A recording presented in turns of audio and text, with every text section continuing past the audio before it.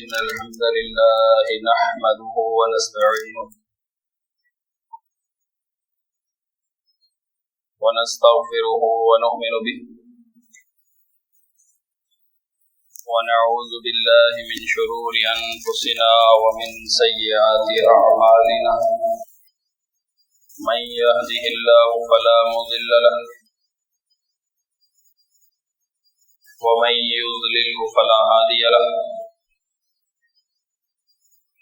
وأشهد أن لا إله إلا الله وأشهد أن محمدا عبده ورسوله أما بعد فأعوذ بالله من الشيطان الرجيم بسم الله الرحمن الرحيم قال الله تعالى في القرآن المجيد وما آتاكم الرسول فخذوه وما نهاكم عنه فانتهوا واتقوا الله إن الله شديد العقاب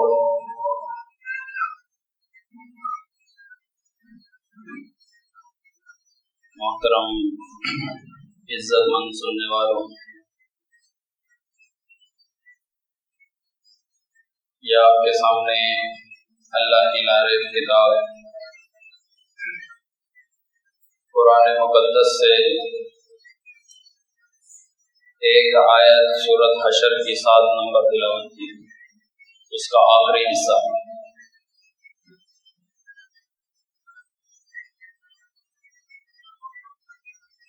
اسلامی سال کا 8واں مہینہ شعبان وہ چل رہا ہے،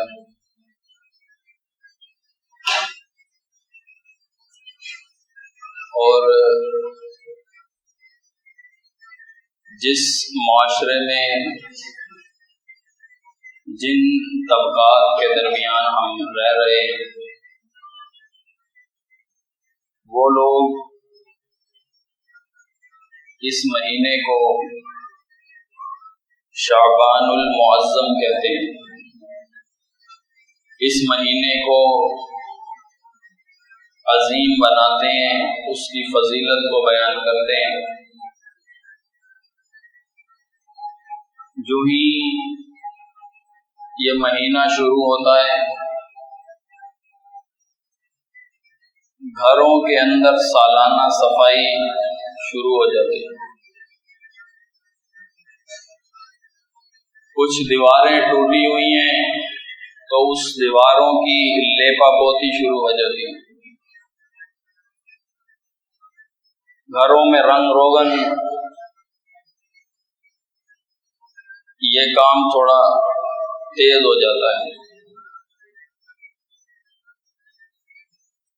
کوئی برتن گھروں میں پڑے ہیں پرانے ٹوٹے ہوئے، وہ گھروں سے باہر نکال دیے جاتے ہیں، ٹوٹے ہوئے برتنوں کی جگہ نئے برتن لائے جاتے ہیں۔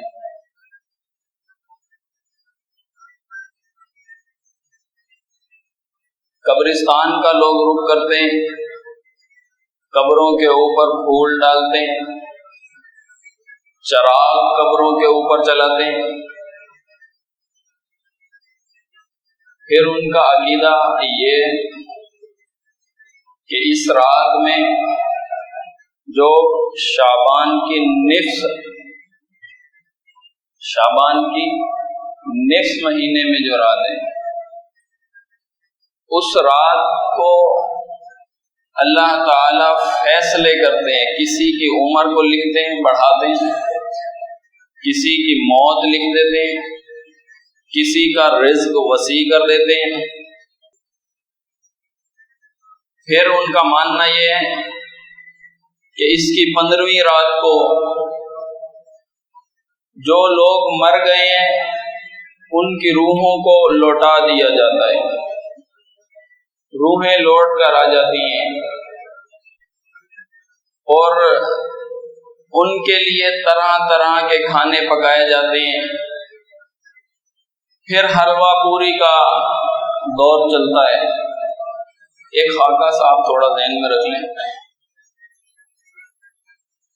حلوہ پوری کا دور چل رہا ہے اور بیوہ عورت وہ سمجھتی ہے کہ اس کے شوہر کی روح اس رات کو گھر پر آئے گی، وہ اس کے لیے کھانا بناتی ہے اور پوری رات انتظار میں بیٹھی رہتی ہے، یوں ہی صبح ہو جاتی ہے۔ اس رات کی فضیلت کو بیان کرنے کے لیے کچھ احادیث کا سہارا لیا، اور اس سے بڑھ کر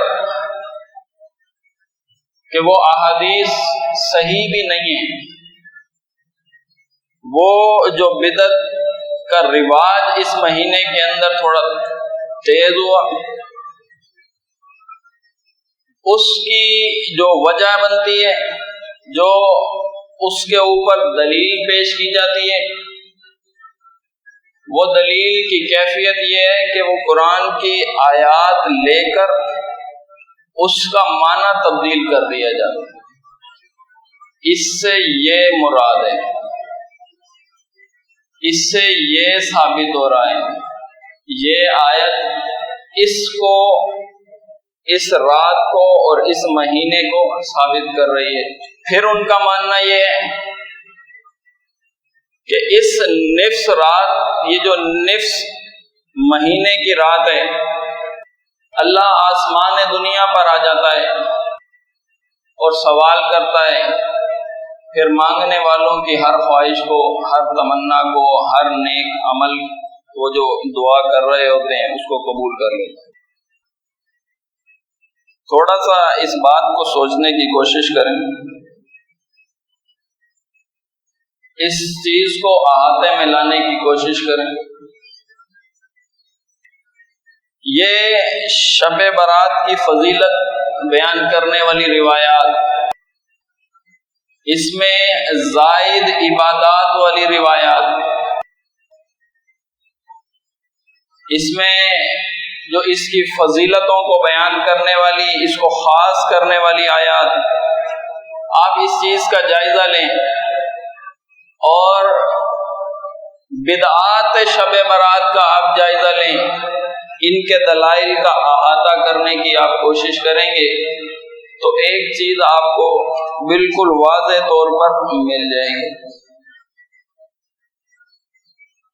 کہ یہ جو سارا ماحول بنا ہوا ہے کہ ہر شخص، لوگوں کی اکثریت قبرستان کا رخ کر رہی ہے، اس مہینے کو عظمت والا سمجھ رہی ہے، رمضان کی آمد میں اس کے استقبال میں روزے رکھ رہی ہے، حلوہ پوری کا یہ دور چل رہا ہے، روحوں کے لوٹانے کا یہ عقیدہ، اس کے جو دلائل ہیں تو آپ یہ دیکھیں گے کہ یہ جو برج خلیفے کی عمارت بنی ہوئی ہے، یہ ساری ضعیف اور موضوع روایات کے اوپر کھڑی ہے۔ اگر وہ روایات اس عمارت کے نیچے سے نکال دیں، وہ آیات، وہ روایات انہی کے اصولوں کو سامنے رکھ کر، انہی کے علماء کو سامنے رکھ کر، جو طبقہ اس کو سر انجام دے رہا ہے، جو طبقہ اس کو ماننے کے اوپر اور اسے منوانے کے اوپر بضد ہے، اسی کے علماء، اسی کے فقیہ، اسی کی کتابیں، وہی چیز سامنے رکھ کر آپ ان کے عمارت کے نیچے سے وہ دلائل اگر نکال لیں تو یہ عمارت زمین بوس ہو جاتی ہے۔ اور یہ بہت آسان ہے، مشکل نہیں، تھوڑا سا آپ کو سمجھنا ہوگا۔ آپ دیکھیں گے کہ اس میں اور اس مہینے کو جو اس رنگ میں لوگوں نے پیش کیا ہے، اس کی حقیقت کیا ہے اور اس کا وزن کتنا ہے۔ دیکھیں، یہ جو معاملات ہو رہے ہیں، اس کا رد کیا جا رہا ہے، اس روش کے اوپر جو لوگ چل رہے ہیں اس مہینے کے اندر، میں اکثر کہا کرتا ہوں کہ کسی بھی بدعت کا، کسی بھی خرافات کا، کسی بھی بد عمل کردار کا یا اس روش کا انکار کرنا، رد کرنا سب سے بہترین وقت وہی ہوتا ہے جب وہ وقت چل رہا ہو، لوگوں کو بات سمجھ میں آتی ہے، کیونکہ وہ ایک کام کے فاعل ہیں، ایک فعل وہ سر انجام دے رہے ہیں، اور ایسے نہیں کہ وہ اپنے اس فعل کے اوپر پشیمان ہوں، اس اپنے فعل کے اوپر وہ ندامت کر رہے ہوں، اسے ثواب سمجھ کے کر رہے ہیں اور خوش ہو رہے ہیں اس کے اوپر، بڑی عقیدت سے، بڑی محبت کے ساتھ یہ کام سر انجام دیا جا رہا ہے۔ مصروفیات ان کی بہت ہیں، وہ بہت مصروف ہیں، ویکینڈ بھی نہیں ہے، کام کے دن ہیں، سارے کام، مجبوریاں، ساری ذمہ داریاں اپنی جگہ پر ہیں، ان میں سے وہ وقت نکال رہے ہیں اور اس وقت کو نکال کر وہ کام سر انجام دے رہے ہیں جس کے متعلق انہیں اس کی فضیلت بتائی گئی ہے۔ تھوڑا سا آپ کو یہاں پر ایک نقطہ سمجھانا چاہتا ہوں۔ بدعت ہمیشہ نیکی کے رنگ میں ہوتی ہے۔ بدعت کو سمجھانا تھوڑا سا مشکل اس لیے ہو جاتا ہے کہ جو بدعتی ہے وہ اس کام کو ثواب کا باعث سمجھ رہا ہوتا ہے۔ شرک سمجھانا، میں سمجھتا ہوں بدعت کی نسبت شرک سمجھانا تھوڑا آسان ہے۔ ایک شخص آیا، آ کے کہنے لگا جو اللہ چاہے اور جو رسول اللہ صلی اللہ علیہ وسلم چاہے، اس کو سمجھانا آسان ہے، چاہت صرف اللہ کی ہے، اس کو سمجھانا تھوڑا سا آسان ہے۔ بدعت کو سمجھانا تھوڑا سا مشکل بنتا ہے، اس لیے کہ وہ کہتے ہیں میری نیت اچھی ہے، میں کوئی لڑائی جھگڑے فتنے فساد، کوئی قتل و غارت، کوئی ظلم اور تشدد نہیں کر رہا ہوں۔ ایک شخص ایک کونے میں کھڑا ہے، پوری رات عبادت کر رہا ہے، آپ کو اس سے کیا غرض ہے؟ یہ غیر اللہ کے سجدے کر رہا ہے؟ نہیں، یہ نماز اسی طریقے سے تو پڑھ رہا ہے، وہی قیام ہے، وہی رکوع ہے، وہی 2 سجدے ہیں، اسی طرح 2 رکعت پڑھ رہا ہے، رکعت کے اندر قرآن اسی طرح پڑھ رہا ہے۔ ایک شخص پوری رات عبادت کرتا ہے، اگلے دن روزہ رکھ لیتا ہے، آپ کو اس سے کوئی پرواہ ہے؟ روزہ کس کے نام کا رکھا اس نے؟ اللہ کے نام۔ اب اسے روکنا تھوڑا سا مشکل بن جاتا ہے۔ اس چیز کو آپ تھوڑا سا سمجھیں، ایک قاعدہ، ایک کلیہ اپنے ذہن میں رکھ لیں، اس سے آپ کو بات سمجھنا آسان ہو جائے گی۔ کوئی فعل میں بدعت کے اوپر تقریر کروں اور خالص بدعت میرا عنوان ہو، میں نے ایسا اختیار نہیں کیا، میں ماہ شعبان کو سامنے رکھنا چاہتا ہوں، صرف بدعت کے اوپر میں تقریر کر کے نکل جاؤں تو میں اسے فی الوقت مناسب نہیں سمجھ رہا۔ جو کام سر انجام دیے جا رہے ہیں اس کی حقیقت آپ کے سامنے کھول کر ذکر کروں، اس کی حیثیت کیا ہے، ان کے علماء کیا کہتے ہیں، ان کی کتابیں کیا کہتی ہیں، ان کے فقیہ، ان کے امام کیا اس بات کی اجازت دے کر گئے؟ اس چیز کو تھوڑا سا آپ کے سامنے رکھنا چاہتا ہوں۔ اس سے پہلے ایک قاعدہ سمجھ لیں، قاعدہ بالکل آسان ہے۔ کوئی فعل سر انجام دیا جائے، کوئی فعل جب سر انجام دیا جا رہا ہو، اس فعل کی وجہ، اس کی علت، اس کے محرک، اس کا تقاضا، اس کا متقاضی، اس کی علت، اس کی چاہت پرانی ہے یا نئی ہے۔ کوئی فعل نیکی سمجھ کر، اچھا سمجھ کر جو آج کیا جا رہا ہے، یہ میں نے جو نام الگ الگ لیے ہیں، ہر طبقہ الگ الگ استعمال اس کو کر رہا ہے، موقع بموقع، فعل بفعل اس کو الگ الگ استعمال کر رہا ہے۔ جو کام سر انجام دیا جا رہا ہے اس کی چاہت پرانی ہے کہ نہیں ہے، صرف اتنا آپ کو دیکھنا ہے، آسان حل ہے۔ جو کام آج سر انجام دیا جا رہا ہے اور الگ الگ مہینوں میں نئے نئے طریقوں سے سر انجام دیا جاتا ہے۔ ربیع الاول آتی ہے، ٹون کچھ اور ہوتی ہے، محرم آتا ہے تو ٹون کچھ اور ہوتی ہے، اب شعبان آیا ہے تو لوگوں کی ٹون کچھ اور ہے۔ اب اس چیز کو سامنے رکھیں، کوئی فعل بھی جب سر انجام دیا جا رہا ہے تو اس کی علت کیا ہے، اس کی چاہت، اس کا متقاضی، اس کا محرک، یہ چاہت قرآنی ہے کہ نہیں ہے؟ اگر آپ اس بات کو سمجھ جائیں کہ یہ چیز قرآنی ہے تو پھر جس علت کو پیش کر کے، جس وجہ کو اور جس چاہت کو پیش کر کے کوئی کام آج سر انجام دیا جا رہا ہے، اسی علت کے سبب، اسی چاہت کے سبب، اسی محرک کے سبب، اسی متقاضی کے سبب وہ کام بدعت بنے گا۔ اس کو تھوڑا سا آپ ذہن میں رکھ لیں۔ مثالیں دوں گا، بات سمجھ آ جائے گی انشاءاللہ۔ اذان سے پہلے درود کیوں پڑھ رہے ہو بھائی؟ اذان سے پہلے درود کیوں پڑھ رہے ہو؟ جی ثواب ہے، ثواب ہے، ثواب ملے گا۔ وجہ معلوم کریں، کام کی وجہ معلوم کریں، کیوں کر رہے ہو؟ ثواب ہے، مستحب ہے۔ قبر پہ اذان دینا، قبر پہ قرآن پڑھنا کیا ہے؟ مستحب ہے، ثواب ہے۔ اچھا، یہ ثواب حاصل کرنے کی جو چاہت ہے یہ پرانی ہے کہ نہیں ہے؟ صحابہ کے اندر یہ چاہت تھی۔ قرآن جن کی شان یہ بیان کرے کہ وہ نیکی کے کاموں میں سبقت لے جانے والے تھے، سابقون کیا کرتے تھے؟ سبقت لے جاتے تھے۔ کن میں؟ خیرات میں، نیکی کے کاموں میں سبقت کرتے تھے۔ اچھا، یہ چاہت صحابہ کرام کی ثواب حاصل کرنے کی یہ پرانی ہے، ان میں تھی، ان سے زیادہ آج لوگوں میں نہیں ہو سکتی ہے، تو اس کے سبب یہ ثواب حاصل کرنے کی چاہت صحابہ میں تھی، انہوں نے یہ کام نہیں کیا۔ اسی بنیاد پہ یہ ثواب حاصل کرنا چاہتا ہے، اسی بنیاد پہ یہ کام کیا بنے گا؟ بدعت بنے گا۔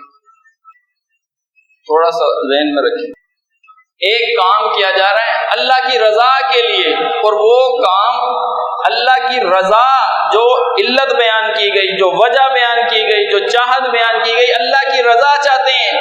صحابہ چاہتے تھے اللہ کی رضا، خیر القرون میں وہ کام ہوتا تھا۔ اگر وہ ہوتا تھا خیر القرون میں وہ وجہ اور وہ علت موجود تھی، یعنی ان کو اللہ کو راضی کرنا، وہ یہ چاہتے تھے کہ اللہ کسی طریقے سے ہم سے راضی ہو جائے، وہ انہوں نے یہ کام کیا نہیں کیا۔ ان سے زیادہ چاہت آئے گی؟ نہیں آئے گی۔ اس چیز کو تھوڑا سا سمجھ لیں تو بات سمجھنا، ہر چیز کو یہ فارمولہ آپ رکھ لیں، کوئی وجہ معلوم کریں کام کی کیا وجہ ہے، یہ وجہ صحابہ میں تھی، یہ وجہ اور علت پرانی ہے کہ نہیں ہے، اور وہ پرانی ہوگی، اور جب پرانی ہوگی اور وہ فعل خیر القرون میں نہیں ملے گا تو پھر یہ چیز کیا بنے گی؟ بدعت بنے گی۔ اس کو میں تھوڑا سا آگے جا کے مزید آسان کر کے سمجھا دوں گا انشاءاللہ۔ اچھا، بدعت کو پہچاننا ہے، بدعت کو پہچاننے کے لیے علامات تھوڑی سی ذہن میں رکھیں کہ کیسے پتہ چلے گا۔ یہ تو ایک فارمولہ آپ کو میں نے دے دیا، آپ اس کو استعمال کریں، اس کو اپلائی کریں، ہر چیز کے اوپر دیکھیں یہ کام بدعت ہے، اس کی وجہ کیا ہے، اس کی وجہ پرانی ہے کہ نہیں ہے۔ بدعت کی ایک علامت یہ کہ بدعت کا نسب نہیں ہوتا، تھوڑا سا سمجھ لیں، بدعت کا نسب نہیں ہوتا، سنت کا نسب ہوتا ہے۔ اس چیز کو تھوڑا سا آسان کروں گا۔ سنت، اس کے پیچھے سند ہے، دلیل ہے، اس کے پیچھے سند ہے، اس کو کرنے والے لوگ موجود ہیں، خیر القرون کے اندر اس کے نمونے موجود ہیں۔ بدعت اس کا نسب نہیں ہے، کراچی سے اٹھے گی، پھر کبھی سندھ سے اٹھے گی، پھر کبھی سرگودا سے اٹھ جائے گی، ہمارے ملتان سے اٹھ جائے گی، پھر کبھی بہاولپور سے اٹھے گی، اس کا نسب کوئی نہیں، کہیں سے بھی اٹھ سکتی ہے۔ اس کے پیچھے اس کا نسب، اس کی سند، اس کو جوڑنے والا وہ کوئی نہیں ہوتا۔ اس چیز کو ذہن میں رکھیں۔ بدعت جو ہوگی اس کا نسب نہیں ہوتا، سنت کا نسب ہوتا ہے، دلیل موجود ہوتی ہے، سند ہوتی ہے۔ اور کوئی فعل وہ امر مطلق تھا، شریعت نے اسے بیان کیا مطلقاً، اس کو مقید کر دینا، کوئی فعل جو مطلق تھا اس کو مقید کر دینا، یہ کام بدعت بنے گا۔ یہ علامتیں تھوڑی تھوڑی ذہن میں رکھیں۔ امر مطلق کو مقید کرنا یہ کیا بنے گا؟ یہ بدعت بنے گا۔ مثلا اذان سے پہلے درود ہے، اذان کے بعد درود ہے، جمعے کے دن مائک درمیان میں کھڑا ہے، لوگ چاروں طرف گول دائرہ بنا کے سلام پیش کر رہے ہیں۔ دلیل کیا ہے جی؟ قرآن نے کہا ہے ان اللہ و ملائکتہ یصلون علی النبی یا ایھا الذین آمنوا صلوا علیہ وسلموا تسلیما۔ اللہ بھی درود بھیجتا ہے، ملائکہ بھی درود بھیجتے ہیں، اے ایمان والوں تم بھی رسول اللہ صلی اللہ علیہ وسلم پر درود بھیجو۔ یہ تھا امر مطلق، اس کو کیا مقید۔ امر مطلق کو مقید کرنے کی وجہ سے یہ کیا ہو گیا؟ یہ بدعت ہو گئی۔ فجر کی نماز ہوئی، اس کے بعد جناب ذکر شروع ہو گیا، لا الہ الا اللہ، لا الہ الا اللہ، ذکر شروع ہو گیا۔ پوچھیں دلیل؟ قرآن نے کہا ہے کہ اللہ کا ذکر کرو اور بہت زیادہ ذکر کرو، یہ دلیل۔ ذکر کرنے سے قرآن نے حکم دیا کہ منع کیا؟ حکم دیا۔ اچھا، اب یہ بدعت کیسے بنا؟ امر مطلق تھا، اس کو مقید کر دیا۔ اس کو آسان کر لیں، شریعت نے اس کام کا وقت متعین نہیں کیا، اور کوئی شخص وطن اس وقت کو متعین کر دے، اس جگہ کو متعین کر دے، اور پھر متعین کر کے وہ کام کرے، یہی کام کیا بنے گا؟ بدعت بن جائے گا۔ حالانکہ ذکر کی تو قرآن بہا آپ کو بار بار آپ کو دلائل دے گا، لیکن ایک کام مخصوص کر دیا جائے تو پھر وہ کام بدعت بن جاتا ہے۔ اسی طرح کوئی فعل شریعت نے بتایا انفرادی کرنا ہے، اس انفرادی فعل کو اگر آپ کریں گے اجتماعی، یہ کام بدعت ہے۔ انفرادی ثابت ہے، اجتماعی کرنا بدعت ہے۔ تھوڑا سا سمجھانا اس لیے مشکل ہوتا ہے، وہ دلیل لاتے ہیں، قرآن دلیل دیتا ہے درود پیش کرو، ذکر جتنا مرضی کرو۔ تو اس چیز کو آپ دیکھنا ہے، انفرادی عمل ثابت تھا، اگر اس کو اجتماعی کیا جائے گا تو یہ بنے گا بدعت۔ مثلا مسجد کے اندر آپ آ گئے، آپ کو نوافل ادا کرنے ہیں، تو نوافل انفرادی ہوئے، کوئی شخص کہے میں نے بھی کرنے ہیں، آپ نے بھی کرنے ہیں، انہوں نے بھی کرنے ہیں، جماعت کرا لو، تو یہ کیا بن جائے گا؟ انفرادی ثابت تھا، اسی کام کو اسی طریقے سے صرف آپ نے کیا، یہ کہ اس کو اجتماعی کر دیا، یہ کام بدعت بنے گا۔ اسی طرح ایک فعل، ایک عبادت جو آہستہ کرنا ثابت تھی، شریعت نے اسے آہستہ بتایا تھا، اسی کام کو بلند آواز سے کرنا یہ بدعت بنے گا۔ سمجھ رہے ہیں؟ ایک کام جو شریعت نے بتایا آہستہ کرنا، خیر القرون میں وہ آہستہ آہستہ کیا گیا، اور اسی کام کے لیے آواز کو بلند کر دینا یہ کام بدعت ہے۔ پھر آپ بات کو سمجھیں، اوقات مخصوص نہیں کیے شریعت نے، لیکن یہ اوقات مخصوص کر کے کوئی کام کرے تو یہ کیا بنے گا؟ یہ بدعت بنے گا۔ یہ بس آپ تھوڑی سی اپنے ذہن میں خاکہ سا بٹھا لیں، پھر کسی بھی عمل کے اوپر آپ اس کو پرکھیں گے، ایک کسوٹی کے طور پہ آپ اسے استعمال کریں گے تو آپ کے لیے بدعت کو سمجھنا مشکل نہیں ہوگا، آسان رہے گا۔ تھوڑا سا اب میں اپنے عنوان کی طرف جانا چاہتا ہوں، ماہ شعبان، بدعات اور خرافات کے دائرے میں، یہ میرا عنوان ہے، ماہ شعبان، بدعات اور خرافات کے دائرے میں۔ اس مہینے کے بارے میں کیا عقیدہ بنایا کہ روحیں اس کے اندر آ جاتی ہیں، اور اس کی ایک رات ہے جو بڑی فضیلت والی ہے، اللہ فیصلے کرتے ہیں اس رات کے اندر، اور پھر اس رات کے اندر قرآن نازل ہوا تھا، اس کا بھی لوگوں کو نظریہ بنا رکھا ہے، بالکل قرآن کے متضاد۔ پھر اس رات کو نام دیا شب برات کا، پھر اسے نام دیا لیلۃ المبارکہ کا اور شب قدر کا، اس طرح کافی سارے نام دیے اس رات کو، اس کی فضیلت کو بڑھانے کے لیے شعبان کو بھی شعبان معظم کہہ کے یاد کرتے ہیں۔ اب تھوڑا سا اس چیز کو ذہن میں رکھیں کہ جس چیز کو سامنے رکھ کر جو دلائل سامنے رکھے، ان دلائل کی بنیاد پر کتنی دین کے اندر نئی نئی چیزیں نکالی، دین کے اندر تغیرات پیدا کر دیے۔ جب دین کے اندر نئی چیزیں پیدا کر دی، ان دلائل کی بنیاد پر جو احادیث ضعیف ہیں، جو موضوع ہیں، اور قرآن کی جن آیات کو استعمال کیا اس کو معنی پھیر دیا، یحرفون الکلم عن مواضع کے مصداق کو بن گئے۔ تو پھر آپ اس نتیجے پہ پہنچیں گے کہ آخر کوئی تو بات ہوگی اس کے اندر۔ پھر ایک یہ سوچ رہ جاتی ہے، دلائل تو کٹ گئے سارے، چیزیں تو نکھر کے سامنے آ گئی، کوئی تو وجہ ہوگی، کچھ تو ہوگا۔ انہوں نے بڑھایا 100 تک لے گئے، 10 تک تو ہوں گی کوئی چیزیں، وہ 10 مان لیتے ہیں۔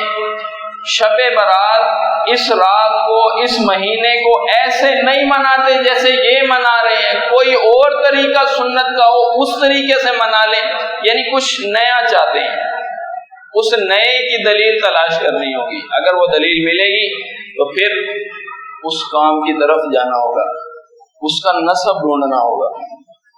اگر نسب نہیں ہوگا تو پھر بدعت ہی ہوتی ہے جس کا نسب نہیں ہوتا۔ دیکھیں یہ جو رسول اللہ صلی اللہ علیہ وسلم کے ساتھ مخالفت ہو رہی تھی، پہلے دن سے ایک کام مانے تھا، ممانعت اس کی بیان کی گئی، جو میں نے آیت آپ کے سامنے تلاوت کی ہے، یہ اسی کے تناظر کے اندر ہے۔ فرمایا وما آتاکم الرسول فخذوہ وما نہاکم عنہ فانتہوا واتقوا اللہ۔ رسول اللہ صلی اللہ علیہ وسلم تمہیں جو دیں وہ لے لو، جس چیز سے روکیں اس سے باز آ جاؤ۔ جو دیں اس کا کیا مطلب ہے؟ جتنا دیں، جو دیں جتنا دیں وہ لے لو، اور جس چیز سے روکیں جو کام انہوں نے نہ کیا ہو، جس چیز سے روکیں جو کام انہوں نے نہ کیا ہو اسے دین سمجھ کے لوگ کریں۔ فرمایا فانتہوا، اس سے باز آ جاؤ، وہ کام نہ کرو۔ اگر ایسا نہیں ہوگا پھر آگے اللہ تعالیٰ نے ایک وعید سنائی ہے، اس کو کہتے ہیں اصطلاح میں تخفیف اخروی۔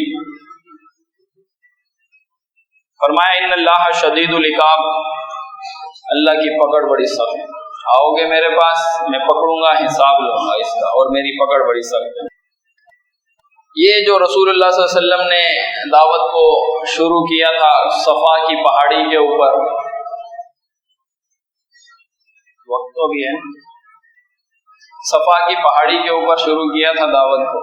پہلے دن رسول اللہ صلی اللہ علیہ وسلم کی مخالفت ہو گئی، ہلکا سا خاکہ ذہن کے اندر رکھیں، پہلے دن سے آپ صلی اللہ علیہ وسلم کی مخالفت ہو گئی۔ کیا مخالفت ہو رہی ہے؟ وہ جو آپ کے سر پہ ہاتھ رکھ رہے تھے، جنہوں نے آپ کو پالا تھا، جنہوں نے آپ کی پرورش کی تھی، وہی ہاتھ جو آپ کے سر کے اوپر شفقت کا ہاتھ بنتے تھے، انہی ہاتھوں نے پتھر اٹھا لیے۔ رسول اللہ صلی اللہ علیہ وسلم کے بارے میں جو زبانیں یہ کہتی تھیں کہ یہ ہمارا منصف ہے، فیصلہ اس سے کروائیں گے، یہ صادق ہے، انہی زبانوں سے نکلا انت کذاب، یہ جھوٹا ہے۔ جو آپ کو سچا کہہ رہے تھے وہی زبانیں، جو آپ کو صادق اور امین کہہ رہی تھی وہی زبانیں بولنے لگی انت کذاب، یہ جھوٹا ہے۔ اسی طرح آپ دیکھیں کہ جو لوگ اپنے معاشرے کے اندر رسول اللہ صلی اللہ علیہ وسلم کو منصف مان رہے تھے، وہی کہنے لگے انت مجنون۔ دیوانوں کو بھی کوئی اپنا جج بناتا ہے، اپنا فیصلہ ان سے کرواتا ہے۔ یہ پہلے منصف مان رہے ہیں، اور لیکن اب کیا کہہ رہے ہیں؟ انت مجنون، آپ دیوانے ہیں، پاگل ہیں، مان رہے ہیں۔ اسی طریقے سے کتنی مخالفت رسول اللہ صلی اللہ علیہ وسلم نے مول لی. آپ صلی اللہ علیہ وسلم کو گالیاں دی گئی، آپ صلی اللہ علیہ وسلم کو پتھر مارے گئے، شہید کرنے کی آپ کے لیے پنچایت بٹھائی گئی، آپ کے لیے انعام رکھا گیا، گردن کوئی شخص اتار کے لے کر آئے اسے 100 اونٹ دیں گے. اسی طرح آپ کے گلے کے اندر رسی ڈالی گئی. یہ جو مخالفت کے ایک طرح کے اسباب سامنے آ رہے ہیں اور جو طرح کی شکلیں سامنے آ رہی ہیں، اس کی وجہ کیا ہے؟ اس کو سامنے رکھیں. آپ کے راستے میں کانٹے بچھا رہے ہیں، آپ کے گلے میں رسی ڈالی، سانس روکنے کی، دم گھونٹنے کی کوشش کی، آپ کی بیٹی کو نیزے مار کے سواری سے نیچے گرایا. یہی وہ لوگ تھے، انہوں نے اپنے وطن میں رہنے نہ دیا، ہجرت پہ مجبور کر دیا، اپنی جگہ چھوڑ کے چلے جائیں. ہجرت کر لی، پھر بھی ان کو سکون نہ آیا. بدر میں انہوں نے چڑھائی کی، احد میں انہوں نے چڑھائی کی، خندق کے اندر انہوں نے چڑھائی کی. رسول اللہ صلی اللہ علیہ وسلم کے چچا امیر حمزہ کی لاش کا انہوں نے مسلح کر دیا. کیا چاہتے ہیں؟ چاہتے کیا ہیں؟ اس چیز کے اوپر تھوڑی سی نظر رکھنی ہے. چاہتے کیا ہیں؟ آپ کو نبی بھی مانیں گے، آپ کی اطاعت بھی کریں گے، سمعنا و اطعنا کہیں گے، نبی آپ کو مان لیں گے، اطاعت بھی کریں گے، سنیں گے بھی، مانیں گے بھی، انفاق کا حکم دیں گے وہ بھی کریں گے، جہاد کا حکم دیں گے وہ بھی کریں گے. لیکن صرف اتنا کام کریں، قرآن نے پردہ فاش کیا، آتی بقرآن غیر ھذا او بدل، کوئی اور قرآن لے آئیں یا اس کو تھوڑا تبدیل کر دیں، ترمیم کریں، ہم مان لیں گے آپ کی بات. نبی بھی مانیں گے، آپ کے ساتھ بھی بیٹھیں گے، دروس بھی سنیں گے، سارے کام کریں گے. آتی بقرآن غیر ھذا او بدل، کوئی دوسرا قرآن لے آؤ. یہ مخالفت کیوں ہو رہی ہے؟ لڑ کیوں رہے ہیں؟ کیا چاہتے ہیں؟ دوسرا قرآن لے کر آئیں. یہ جو آپ پیش کر رہے ہیں ہم اسے ماننے کے لیے تیار نہیں ہیں، یا اس کے اندر کوئی ترمیم کر دیں. اللہ تعالیٰ کی طرف سے جواب دلوایا گیا، کل پیغمبر آپ انہیں کہہ دیجیے، ما یکون لی ان ابدل، فرمایا کہ میں اپنی طرف سے مجھ کے اندر یہ طاقت نہیں ہے، مجھے یہ بات زیب نہیں دیتی میں اس چیز کو اس کام کو سر انجام دوں. میں ایسا نہیں کر سکتا. کیا کہ ان ابدلہ، اس کو میں تبدیل کر دوں، من تلقائی نفسی، اپنی خواہشات کی وجہ سے تمہاری بات مان کے اس کو میں تبدیل کر دوں، ایسا میں نہیں کر سکتا. ان اتبع الا ما یوحى الی، میں تو اسی کی پیروی کروں گا جو وحی میری طرف نازل کی گئی ہے. یہاں تھوڑا سا رک کر اس بات کو سمجھیں. خود پیغمبر علیہ السلام اسی کتاب کے پیروکار ہیں، پابند ہیں اس بات کے اوپر کہ وہ اسی کتاب کی پیروی کریں گے، اسی کتاب کے اوپر عمل کریں گے. اپنی مرضی سے کوئی کام کریں، فرمایا میری یہ شان نہیں ہے، مجھے یہ زیب نہیں دیتا، مجھے یہ لائق نہیں ہے، مجھ میں اس کی ہمت نہیں ہے میں یہ کام کروں. فرمایا انی اخاف ان عصیت ربی عذاب یوم عظیم، مجھے رب سے بڑے دن کے عذاب سے ڈر لگتا ہے. دیکھیں، جب پیغمبر اس کتاب کا، اس وحی کا پابند ہے، آپ کی اور ہماری کیا روش ہونی چاہیے؟ تقاضا تو اسی بات کا ہے نا، اسی طرف واپس پلٹ آئیں. جو چیزیں ہمارے سامنے بیان کی جا رہی ہیں، جو اس کے مطابق ہیں، اس کو اپنا لیا جائے. اسی بات کا تقاضا ہے. اب دیکھیں آگے. رسول اللہ صلی اللہ علیہ وسلم کو اللہ تعالیٰ نے پابند کیا سورۃ مائدہ کے اندر. فرمایا یا ایھا الرسول، کہ اے رسول، بلغ ما انزل الیک من ربک، آپ اس چیز کی تبلیغ کر دیجئے، لوگوں کو پہنچا دیجئے جو رب کی طرف سے ہے، جو آپ کے پروردگار کی طرف سے. وَإِن لَّمْ تَفْعَلْ فَمَا بَلَّغْتَ رِسَالَةَ، اگر آپ نے ایسا نہ کیا، یعنی کچھ باتیں اپنی بھی، اپنے نفس سے بھی، یا کچھ باتیں ان مخالفین کی بھی آپ نے شامل کر لی، یا ان کی وجہ سے احکامات چھپا لیے، بیان نہ کیے، تو تو پھر آپ نے رسالت کا حق ادا نہیں کیا۔ تو یعنی کیا مطلب ہے؟ وہ جو احکام آئے ایسے کے ایسے پہنچا دیں اور آپ خود بھی انہی کے پابند ہیں۔ ایک موقع پر عمر رضی اللہ تعالیٰ عنہ کے ہاتھ میں تورات کا ورقہ پڑھ رہے ہیں۔ آپ یہ روایت سنتے رہتے ہیں، دروس میں بیان ہوتی رہتی ہے۔ رسول اللہ صلی اللہ علیہ وسلم کو غصہ آئے، صحابہ نے توجہ دلائی، عمر کو کہا کہ رسول اللہ صلی اللہ علیہ وسلم کی طرف دیکھیں۔ چہرہ متغیر ہوا، چہرہ سرخ ہو گیا۔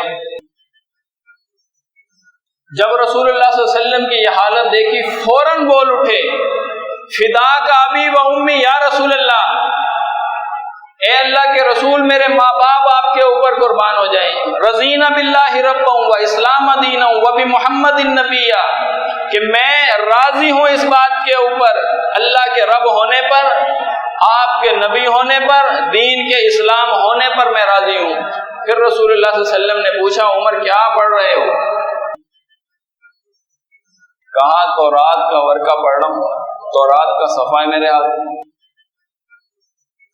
کہ کوئی اچھی بات اس میں سے ملتی تو میں اس کے اوپر عمل کروں۔ یہاں تھوڑا سا آپ سمجھیں اس چیز کو، میں آپ کی توجہ دلانا چاہتا ہوں۔ یہ جو تورات تھی کس نبی پہ نازل ہوئی؟ موسیٰ علیہ السلام۔ موسیٰ علیہ السلام، موسیٰ علیہ السلام نے کیا معاذ اللہ اپنی طرف سے نبوت کا دعویٰ کیا؟ اپنی طرف سے نبوت کا دعویٰ کیا؟ نہیں کیا۔ اللہ کا پیغمبر ہے اور سچا پیغمبر ہے، اللہ کا پیغمبر ہے اور سچا پیغمبر ہے۔ اترنے والی جو کتاب ہے تورات، سچی کتاب نہیں ہے اللہ کی؟ تورات سچی کتاب ہے نا اللہ کی، سچا پیغمبر ہے، اس پہ اترنے والی سچی کتاب ہے۔ اس کا ورقہ ہاتھ میں صحابی کے، صحابی کی نیت میں آپ فرق سمجھ سکتے ہیں؟ صحابی خود بیان کرتا ہے میں اس میں سے اچھی بات ہوگی تو اس پہ عمل کروں گا، نیت اچھی ہے، جس طرف میں آپ کی توجہ دلا رہا ہوں۔ عمر رضی اللہ تعالیٰ عنہ کی نیت اچھی ہے، تورات پڑھ رہا ہوں، سچی کتاب ہے، سچے پیغمبر پہ نازل ہونے والی کتاب ہے، کوئی اچھی چیز اس میں سے ملے گی میں اس کے اوپر عمل کروں گا۔ لیکن کیا فرمایا رسول اللہ صلی اللہ علیہ وسلم نے؟ نیت اچھی ہے، اس چیز کو تھوڑا سا ذہن میں رکھیں، یہ کئی چیزوں کا آپریشن ہو جائے گا۔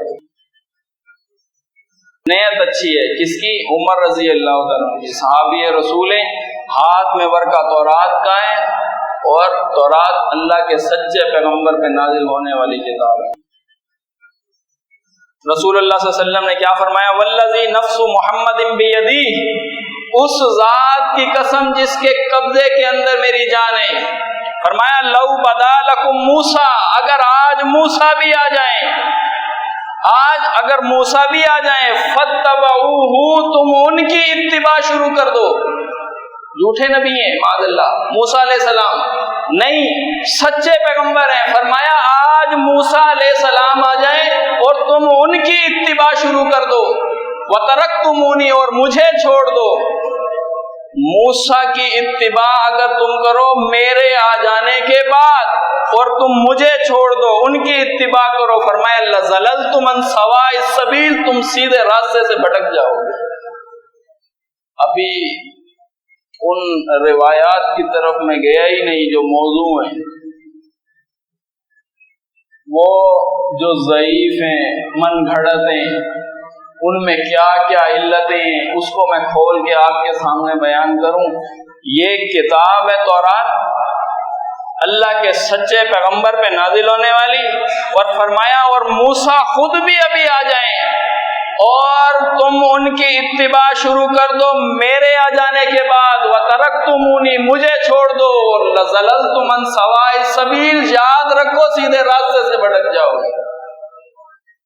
نیت اچھی تھی عمر رضی اللہ عنہ، نیت کا اچھا ہونا عمل کے قبولیت کی دلیل نہیں بنا، اس چیز کو ذہن میں رکھیں۔ جو نکات نوٹ کر رہے ہیں وہ یہ لکھیں، نیت کا اچھا ہونا عمل کے قبولیت کی دلیل نہیں بنتا۔ اگر آج موسیٰ علیہ السلام زندہ ہوتے اور وہ جنت میں جانا چاہتے تو کیا ہوتا؟ فرمایا وَأَدْرَكَ نَبُوَّتِي، اور وہ میری نبوت کو پا لیتے۔ ایک راستہ تھا صرف موسیٰ علیہ السلام کے پاس، لَاتَّبَعَنِي، وہ میری اتباع کرتے۔ اگر موسیٰ علیہ السلام رسول اللہ صلی اللہ علیہ وسلم کے دور میں زندہ ہوتے، ابھی تو اس سے ایک مسئلہ اور صاف ہو گیا، وہ کہتے ہیں انبیاء زندہ ہوتے ہیں، اگر موسیٰ زندہ ہوتے یعنی موسیٰ زندہ نہیں، اگر موسیٰ زندہ ہوتے تو وہ نجات پاتے صرف کس کے اوپر؟ ایک کام کے اوپر، میری نبوت کو پا لیتے تو میری اتباع کرتے۔ اور اگر تم موسیٰ کی اتباع کرتے میرے آ جانے کے بعد لَزَلَلْتُمْ عَنْ سَوَاءِ السَّبِيلِ، تم سیدھے راستے سے بھٹک جاتے۔ یہ جو آج کلمہ پڑھنے والے رسول اللہ صلی اللہ علیہ وسلم کے نام کا کلمہ پڑھ رہے ہیں، آپ کو آخری نبی مان رہے ہیں، اور دین کا حلیہ بگاڑ دیا انہوں نے، علماء کی خاطر، مشائخ کی خاطر، مولویوں کی خاطر۔ فقہ میں یہ لکھا ہے، تاریخ میں یہ لکھا ہے، دلائل کون سے اٹھائیں؟ جو نچلے طبقوں سے، وہاں سے دلیلیں اٹھائی۔ اور رسول اللہ صلی اللہ علیہ وسلم نے جب قانون کی بالادستی کو بیان کیا، فرمایا تورات پہ بھی عمل کرو اگر میرے آ جانے کے بعد، موسیٰ کی اتباع کرو میرے آ جانے کے بعد، لَزَلَلْتُمْ عَنْ سَوَاءِ السَّبِيلِ، سیدھے راستے سے گمراہ ہو۔ پھر اس بات کو سمجھیں، تھوڑی سی ان احادیث کا میں آپ کے سامنے ذکر کرنا چاہتا ہوں جو موضوع ہیں۔ کیا ہے؟ رسول اللہ صلی اللہ علیہ وسلم نے فرمایا، یہ اب شعبان کی فضیلت بیان ہو رہی ہے، ممبر کے اوپر بیٹھ کے شعبان کی فضیلت بیان ہو رہی ہے، لوگوں کو سنایا جا رہا ہے۔ کیا؟ رسول اللہ صلی اللہ علیہ وسلم نے فرمایا، جانتے ہو شعبان کا نام شعبان کیوں رکھا گیا؟ یہ حدیث سنائی جائے اس کی فضیلت کو بیان کرنے کے لیے۔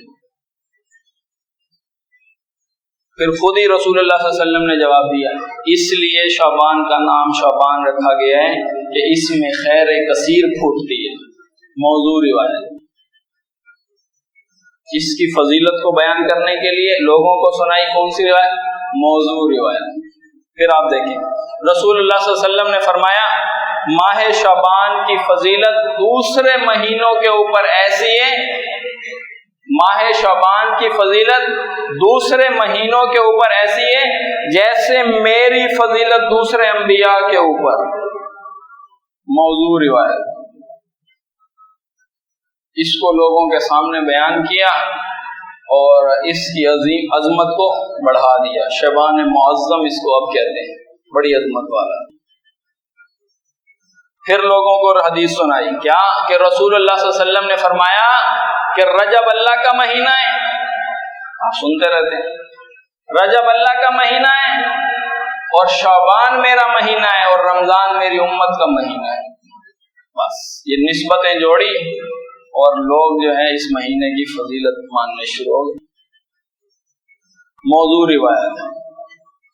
پھر اس بات کو آپ دیکھیں، اب تھوڑی سی ان روایات کی طرف بھی نظر رکھیں جو اس مہینے کے اندر زائد عبادات لوگوں کے سامنے بیان کر رہی ہیں، وہ پیش کی جاتی ہیں روایات، اور زائد عبادات کے اوپر دلیل دی جاتی ہے۔ وہ کیا کہ رسول اللہ صلی اللہ علیہ وسلم نے فرمایا کہ جس نے نصف شعبان کی رات 12 رکعت نوافل ادا کیے، نصف شعبان کی رات 12 رکعت نوافل ادا کیے اور ہر رکعت میں 30 بار سورۃ اخلاص اس نے پڑھی، اور وہ دنیا سے رخصت نہیں ہوگا یہاں تک کہ وہ جنت کے اندر اپنا مقام نہ دیکھ لے۔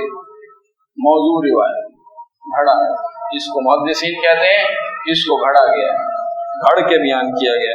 اور پھر آگے رسول اللہ صلی اللہ علیہ وسلم نے فرمایا، اس روایت کا کیا حصہ ہے، اور وہ قیامت کے دن اپنے گھر کے ایسے 10 افراد کو اپنے ساتھ جنت میں لے کر جائے گا جن کے اوپر جہنم واجب ہو چکی ہوگی۔ اب اس کی فضیلتیں بیان کی، لوگوں کو چاہیے شارٹ کٹ چاہیے، کیا بس کوئی ایسا عمل ہمیں ملے بس شارٹ کٹ ایک رات لگا لیں، بس 10 لوگ اپنے ساتھ بھی لے جائیں گے، اور جب تک ہم مریں گے نہیں جب تک جنت میں اپنا مقام نہ دیکھیں. شارٹ کٹ چاہیے لوگوں کو، عمل تو ان کو شریعت کے مطابق کرنا بڑا مشکل ہے، تو لہذا ایک رات لگانی ہے بس. پھر ایک روایت اور بیان کی کہ جس نے نصف شعبان کو 100 رکعتوں میں 1000 مرتبہ سورۃ اخلاص پڑھی تو وہ دنیا سے رخصت نہیں ہوگا یہاں تک کہ 100 فرشتے اسے آ کر جنت کی بشارت نہ دے دیں. موضوع روایت گھڑی، محدثین کہتے ہیں اس کو گھڑا گیا ہے. پھر آپ اس چیز کو تھوڑا سا ذہن میں رکھیں، یہ جو حلوہ پوری کا دور چل رہا ہے اس کے بعد فضیلت تو اس کی کوئی نہیں، اس کی فضیلت تو کوئی نہیں، کوئی خاص چیز اس کے اندر، خاص عمل بیان کرنے والی کوئی صحیح روایت کوئی نہیں. تھوڑا سا ذرا آ جائیں نا ادھر حلوہ خوری کی طرف. حلوہ خوری ہو رہی ہے، 24 گھنٹے حلوہ پوری بک رہی ہے، رش لگا ہوا ہے. کیا ہو رہا ہے؟ دلیل کیا ہے جی حلوہ خوری کی؟ غزوہ احد کے اندر رسول اللہ صلی اللہ علیہ وسلم کا دانت زخمی ہو گیا تھا، دانت مبارک شہید ہو گیا تھا، تو آپ صلی اللہ علیہ وسلم سے سخت چیز نہیں کھائی جا رہی تھی، تو پھر رسول اللہ صلی اللہ علیہ وسلم نے حلوہ کھایا تھا. آج ہم اسی لیے حلوہ کھا رہے ہیں، سنت کی اتباع کر رہے ہیں. یہ دلیل ہے. اب اس کی حقیقت کیا ہے؟ احد، یہ جو غزوہ احد ہے شعبان سے اس کا تعلق ہی کوئی نہیں. پہلا جواب، غزوہ احد کا شعبان کے ساتھ کوئی تعلق نہیں ہے. یہ شوال 3 ہجری کے اندر ہوئی، شوال میں، اور اس کو بیان کیا جا رہا ہے شعبان کے حوالے سے، اور پھر بیان کیا جا رہا ہے نصف مہینے کی رات.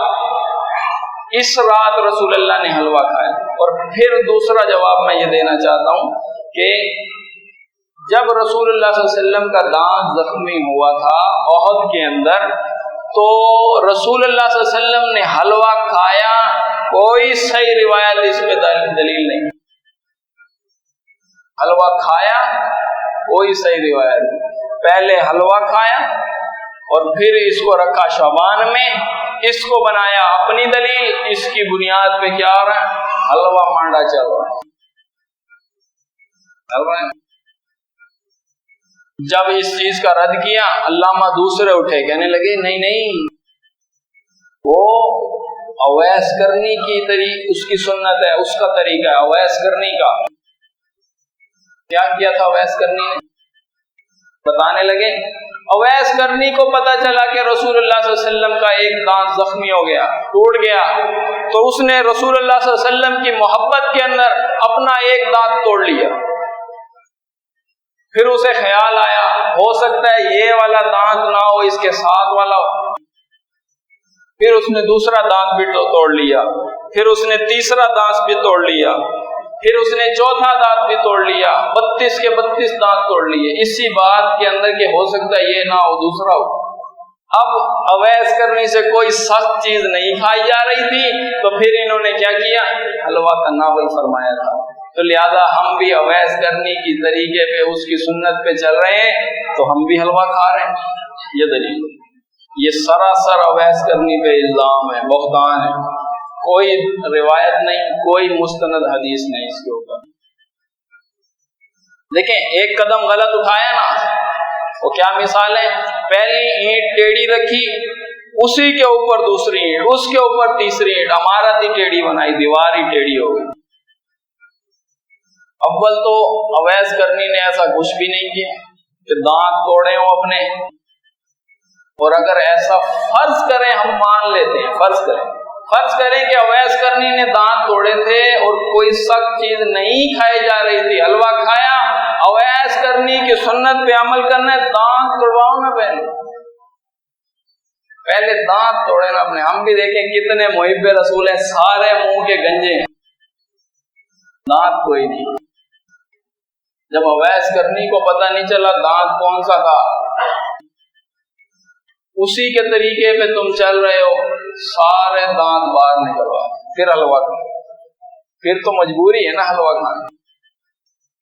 پھر اس چیز کا، اور پھر یہ جو عقیدہ بنایا کہ روحیں لوٹ کر آ جاتی ہیں، اسی کی پاداش کے اندر گھر کی صفائی ہو رہی ہے، اسی کی پاداش کے اندر گھروں کی لیپا پوتی ہو رہی ہے، اسی کی پاداش کے اندر نئے برتن آ رہے ہیں، روح آئے گی دیکھے گی پرانے برتنوں میں کھاتے ہیں، ٹوٹے ہوئے برتنوں میں کھاتے ہیں، ناراض ہو جائے گی، اس لیے نئے برتن لے کر آؤ، نئے برتن دیکھے گی خوش ہو جائے گی، اچھے اچھے اس کے لیے کھانے بنائے جا رہے ہیں، بیوہ کھانا بنا رہی ہے اپنی شوہر کے لیے، کیا ہے اس رات شوہر کی روح آئے گی، اس کے لیے کھانا بنایا میں نے۔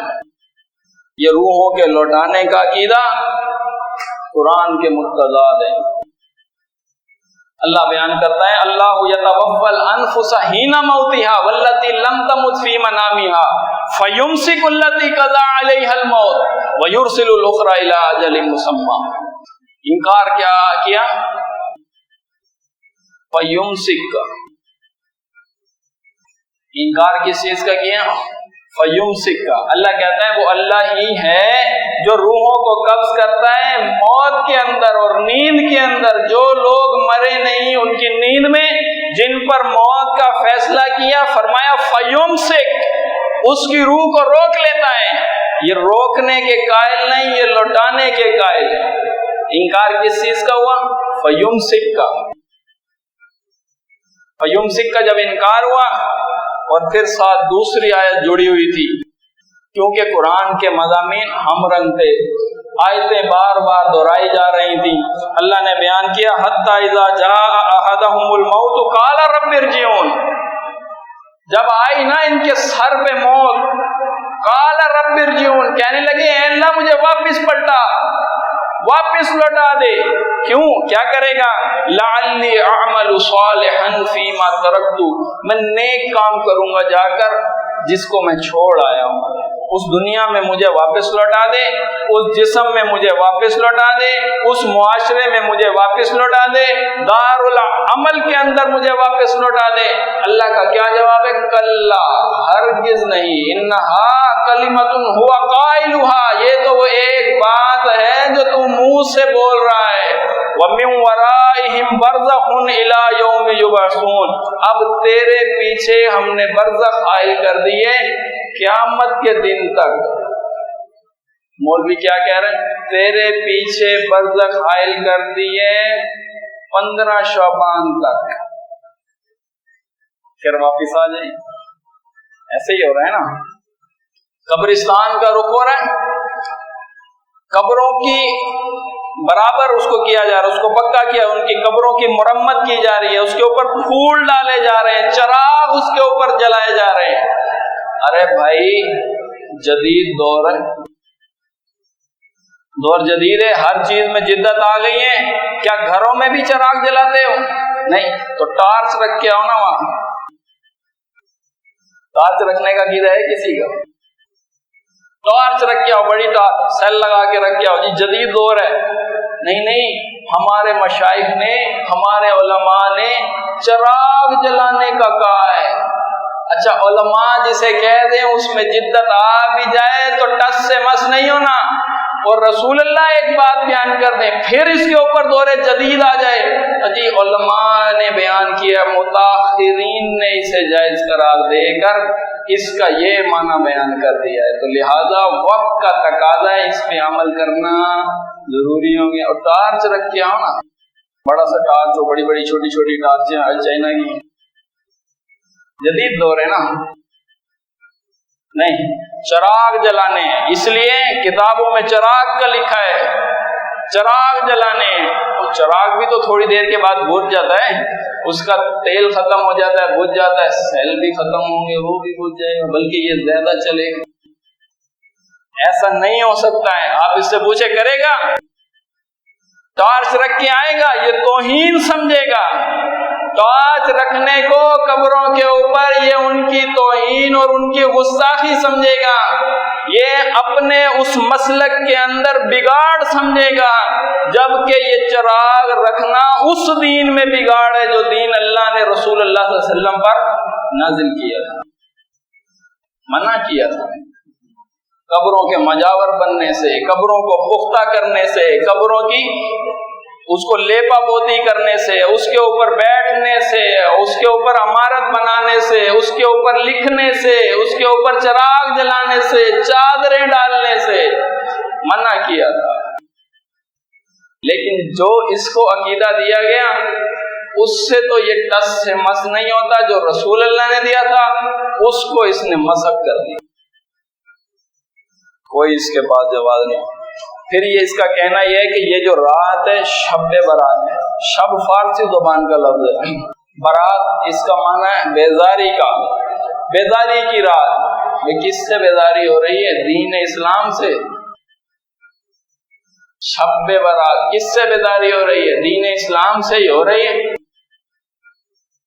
دین کچھ بیان کرتا ہے اور یہ کچھ عمل کرتا ہے۔ آپ دیکھیں اس کو دلیل کے طور پہ پیش کیا سورۃ دخان کی آیت کو، کیا کہ انا انزلناہ فی لیلۃ مبارکہ، کہ ہم نے اس کو نازل کیا لیلۃ المبارکہ کے اندر، انا کنا منذرین، اور بے شک ہم ڈرانے والے ہیں۔ اس رات کے اندر ہر خیر والا کام کیا جاتا ہے، ہر امر خیر اس رات کے اندر ہوتا ہے۔ اس کو بنایا دلیل، اور یحرفون الکلم عن مواضع کے بنے مصداق، لوگوں کو بیان کیا۔ دیکھو قرآن میں لکھا ہے شب برات کے متعلق، اس رات کے اندر ہر نیک کام، ہر امر حکیم کا فیصلہ ہوتا ہے۔ لوگوں کے رزق لکھے جاتے ہیں، ان کی زندگیاں لکھی جاتی ہیں، ان کے لیے اولادیں لکھی جاتی ہیں، ان کی تمناؤں کو قبول کیا جاتا ہے، اور اگلے سال تک کے لیے سارا کچھ ریکارڈ بنایا جاتا ہے۔ اور اس رات کو اللہ آسمان دنیا پہ آتا ہے، حالانکہ صحیح احادیث کا آپ مطالعہ کریں، اس رات کو ہی نہیں ہر رات اللہ آسمان دنیا پہ آتا ہے، ہر رات۔ اب چونکہ شارٹ کٹ چاہیے تھا، شارٹ کٹ چور راستہ چاہیے تھا جنت میں پہنچنے کا، ہر رات تو اٹھنا تھوڑا سا مشکل ہے، ایک رات اٹھ جاؤ پورے سال کا کام تمام ہو جاتا ہے، ایک سال اٹھ جاؤ بس۔ پھر آپ دیکھیں حالانکہ قرآن کہتا ہے انا انزلناہ فی لیلۃ مبارکہ، یہ ہو کی ضمیر آئی کدھر؟ قرآن کی طرف۔ ہم نے اس قرآن کو نازل کیا کس میں؟ لیلۃ المبارکہ کے اندر۔ پھر قرآن کہتا ہے انا انزلناہ فی لیلۃ القدر، ہم نے اس قرآن کو نازل کیا لیلۃ القدر میں۔ یہ ایک رات کے دو نام، لیلۃ القدر اور لیلۃ المبارکہ، ایک رات کے دو نام۔ فرمایا وما ادراک ما لیلۃ القدر، تم کیا جانو کہ لیلۃ القدر کیا ہے؟ فرمایا لیلۃ القدر خیر من الف شہر، 1000 مہینوں سے بہتر وہ رات ہے۔ اب یہ کہاں ہے؟ کس کے اندر ہے؟ اس رات میں قرآن نازل کیا، یہ لیلۃ القدر رات ہے، اس کا نام کیا ہے؟ اس رات میں قرآن نازل کیا، یہ لیلۃ المبارکہ ہے۔ اس کے متعلق قرآن کہتا ہے شہر رمضان الذی انزل فیہ القرآن، رمضان وہ مہینہ ہے جس میں اللہ نے قرآن کو نازل کیا۔ تو پتہ چلا یہ رمضان کی طاق راتوں میں آنے والی رات لیلۃ القدر، رمضان کی طاق راتوں میں آنے والی ایک ہی رات کا دوسرا نام لیلۃ المبارکہ، اس کو الگ الگ کر دیا۔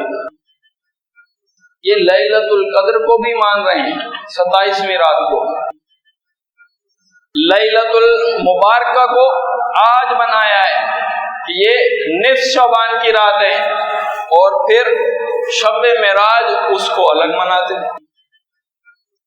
یہ راتیں جدا کر دی۔ شریعت نے کیا بیان کیا تھا؟ ایک رات کے دو نام، لیلۃ القدر اور لیلۃ المبارک۔ پھر آپ اس چیز کو دیکھیں ان کے پاس باقی کیا دلیل ہے، کیا ثبوت ہے، کون سی صحیح حدیث ہے، کون سی آیت ہے ان کے پاس، وہ ثابت کریں اس مہینے کی فضیلت کو۔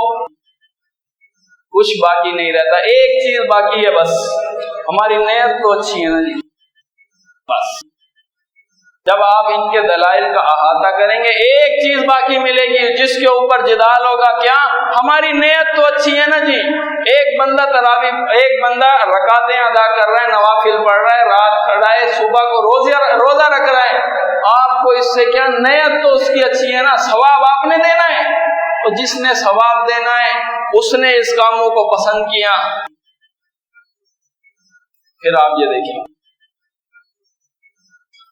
نیت کا اچھا ہونا قبولیت کی دلیل نہیں، اس کے اوپر میں نے ایک پہلے دلیل میں دے چکا ہوں کہ عمر رضی اللہ تعالیٰ کی نیت اچھی تھی، اور ان کا نیت کا اچھا ہونا تورات پڑھ کے اچھی باتوں کے اوپر عمل کر لینا، وہ نیت کا اچھا ہونا قبول نہیں ہوا،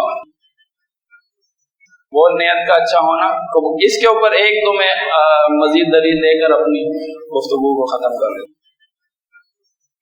ابی بن کعب رضی اللہ تعالیٰ عنہ رسول اللہ صلی اللہ علیہ وسلم کے پاس آئے، آگے کہنے لگے اے اللہ کے نبی، میں نے اصحاب صفہ میں سے کئی لوگوں کو قرآن پڑھایا اور لکھنا سکھایا، ایک مرد نے مجھے ایک کمان تحفے میں دی۔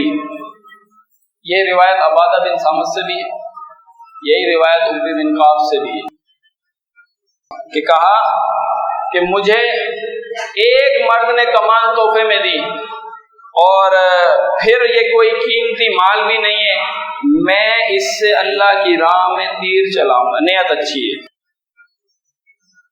لے کیوں رہے ہیں کمان؟ اس لیے کہ اللہ کی راہ میں تیر چلاؤں گا۔ نیت کا اچھا ہونا قبولیت کی دلیل نہیں بن رہا۔ رسول اللہ صلی اللہ علیہ وسلم نے فرمایا کہ یہ کمان کیا تم چاہتے ہو کہ آگ کی توق تمہارے کندھے میں ڈال دی جائے؟ کیا تم یہ چاہتے ہو کہ آگ کی کمان تمہارے گلے کے اندر ڈال دی جائے؟ اگر یہ بات چاہتے ہو تو اس کمان کو قبول کر لو۔ نیت اچھی تھی لیکن نیت کا اچھا ہونا قبول نہیں ہوا، وہ گئے اسے کمان واپس کر کے آئے۔ صحابہ کا نیت کا اچھا ہونا قبول نہیں ہو رہا، ہمارا کیسے ہوگا؟ ہمارا بھی نہیں ہوگا۔ رسول اللہ صلی اللہ علیہ وسلم نے ایک لشکر تشکیل دیا، اس لشکر کا کمانڈر بنایا، سپہ سالار بنایا، امیر بنایا عبداللہ بن رواحہ کو۔ جمعرات کا دن نے ایک لشکر تشکیل دیا، لشکر کا امیر بنایا صحابی عبداللہ بن رواحہ کو، فرمایا راتوں رات لشکر کو لے کے نکل جانا، اور لشکر نے ان کی قیادت میں نکلنا تھا۔ عبداللہ بن رواحہ نے خیال کیا کہ کل جمعہ ہے اور ہو سکتا ہے یہ میری زندگی کا آخری جمعہ ہو، جہاد کا سفر ہے، ہو سکتا ہے میں اللہ کی راہ میں کام آ جاؤں، میرا آخری جمعہ ہے، ہو سکتا ہے کہ کل جو آنے والا جمعہ ہو وہ آخری ہو، کیوں نہ میں اسے رسول اللہ صلی اللہ علیہ وسلم کے پیچھے ادا کر لوں۔ نیت اچھی ہے، صحیح۔ اب آپ اس چیز کو غور کریں، انہوں نے سوچا کہ جو لوگ میرے ساتھ ہیں، کوئی پیدل ہے، کوئی خچر کے اوپر سوار ہیں، کچھ اونٹ کے اوپر سوار ہیں، اور میرے پاس تیز ترین رفتار سواری گھوڑا ہے، اور میں اس جمعے کی صلاۃ ادا کر کے بھی نکلوں، زیادہ سے زیادہ میرا لشکر کہاں پہنچ گیا ہوگا؟ فلانے مقام تک میں اسے لے لوں گا۔ یہ جمعہ پڑھنے کے لیے رسول اللہ صلی اللہ علیہ وسلم کے پیچھے آ گئے۔ خطبے میں رسول اللہ صلی اللہ علیہ وسلم کی نظر پڑی عبداللہ بن رواحہ پر۔ جمعے کے بعد پوچھا اے عبداللہ، میں نے تو تمہیں رات کو کہا تھا کہ لشکر کو لے کے روانہ ہو جانا، لشکر نے تمہاری قیادت میں نکلنا تھا، کس چیز نے تمہیں روکا کہ تم لشکر کے ساتھ نہیں گئے؟ کس چیز نے روکا؟ اب عبداللہ بن رواحہ نے نیک نیتی کا اظہار کیا، کہا کہ یہ میں نے سمجھا کہ ہو سکتا ہے میری زندگی کا آخری جمعہ ہو اور وہ میں آپ کے پیچھے ادا کر لوں، اور ابھی بھی نکلوں گا تو میں انہیں راستے میں پا لوں گا۔ تو رسول اللہ صلی اللہ علیہ وسلم نے کیا فرمایا؟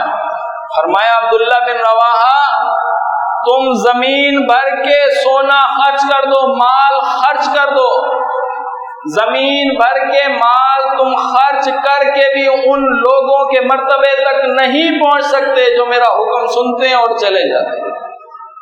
نیت کا اچھا ہونا عمل کے قبولیت کی دلیل نہیں بنا، وہاں بھی صحابہ کا یہاں نہیں بنا، ابی بن کعب کا نہیں بنا، عمر رضی اللہ عنہ کا بھی نہیں بنا، اور بھی دلائل اس کے اوپر۔ تو اللہ تعالیٰ سے دعا ہے کہ اللہ تعالیٰ ہمیں حق بات کہنے اور اس پر عمل کرنے کی توفیق عطا فرمائے۔ وما علینا الا البلاغ المبین۔